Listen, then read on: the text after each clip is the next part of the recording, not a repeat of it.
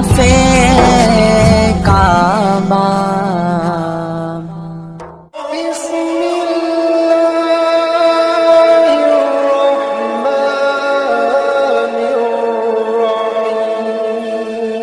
امام یافعی نے روض الریاحین کے اندر لکھا، ایک نوجوان تھا، کپڑے کی دکان پہ کام کرتا تھا بڑا خوبصورت۔ ایک خاتون آئی تو اس کو دیکھا تو فریفتہ ہو گئی، دل ہار بیٹھے۔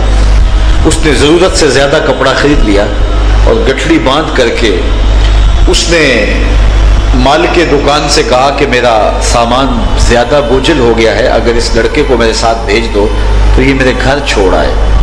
مالک دکان اس کی نیت سے آگاہ نہ ہو سکا اور اس نوجوان کو ساتھ بھیج دیا۔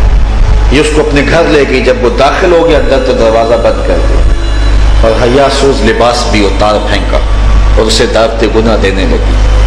لیکن یہ اللہ کا بندہ نوجوان صرف حسین ہی نہیں تھا، اللہ کا ولی بھی تھا۔ ہمیشہ اس نے اپنی جوانی کے تقدس پہ پہرا دیا۔ وہ جوان نہیں ہے جو اپنی جوانی کو گلیوں میں رول دے، جوان وہ ہے جو اپنے شباب کو اپنی منزل تک پہنچائے، جس کی امانت ہے اس تک وہ امانت پہنچائے۔ ہے شباب اپنے لہو کی آگ میں جلنے کا نام۔ اس جوانی چوکوں اور موڑوں پہ کھڑا ہو کے اپنے تقدس کے جوہر کو برباد کرنے کا نام نہیں ہے۔ جوانی تقدس محب ہوتی ہے جب نوجوان اپنی جوانی کی حفاظت کرتا ہے، بلکہ حضور نے ارشاد فرمایا انا حبیب اللہ الشاب الطائب حبیب اللہ، میں اللہ کا حبیب ہوں، اور جو جوان جوانی میں توبہ کرے وہ بھی اللہ کا حبیب ہے۔ کتنی بڑی بات ہے، جب جوان توبہ کرتا اللہ کا عرش خوشی سے جھوم اٹھتا ہے۔ تو جوان کی عبادتیں، جوان کی توبہ اللہ کو بڑی پسند ہے۔ تو اس نوجوان نے اس کو کہا کہ بی بی میں تیری خواہش پوری نہیں کر سکتا، میں مجبور ہوں۔ لیکن اس نے جذبات کو آگ لگا دینے والا ہر جتن کیا، ہر ہیلا آزمایا۔ نوجوان نے سمجھا کہ کہیں ایسا نہ ہو کہ میری جوانی کا تقدس پامال ہو جائے اور میرے پلے کچھ بھی نہ رہے۔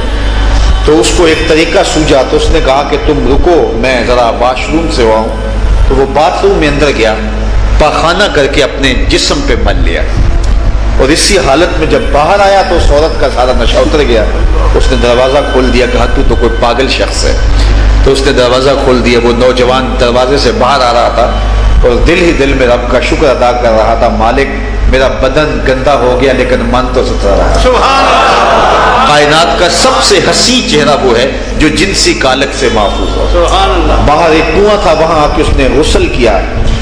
علامہ یافعی نے لکھا ہے ساری زندگی اس کے بدن سے مشک اور عنبر کی خوشبو آیا کرتی، اور جب وہ فوت ہو گیا لوگوں نے اس کو دفن کیا تو یہ خوشبو اس کی قبر کی مٹی سے بھی آیا کرتی۔ کوئی رب کے لیے گناہ کو چھوڑ کے تو دیکھے، کوئی رب کے لیے گناہوں کو ترک تو کر کے دیکھے، اللہ رحمت کے دروازے کھول دیتا ہے، اللہ کرم نوازیوں کے دروازے کشادہ کر دیتا ہے، اپنی خاص رحمتوں اور خاص کرم نوازیوں کا نور اس کے اوپر نازل فرماتا ہے۔ تو ماہ سیام میں یہ عقیدہ، یہ روشنی، یہ اجالا اور یہ مراقبہ یقین اور رویت بندے کو نصیب ہوتا ہے۔ ہر بندہ یہ سوچ رہا ہے کہ میرا اللہ مجھے دیکھ رہا ہے، کاش کہ اس کو پوری زندگی کے اندر حاصل کر لیں۔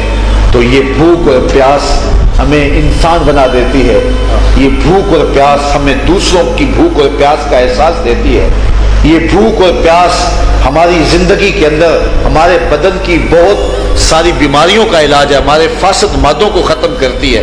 رسول اللہ نے ارشاد فرمایا صلی اللہ علیہ وسلم نے کہ لکل شیء زکات و زکات الجسد الصوم، ہر چیز کی کوئی نہ کوئی زکات ہوتی ہے لیکن جسم کی زکات روزہ ہے۔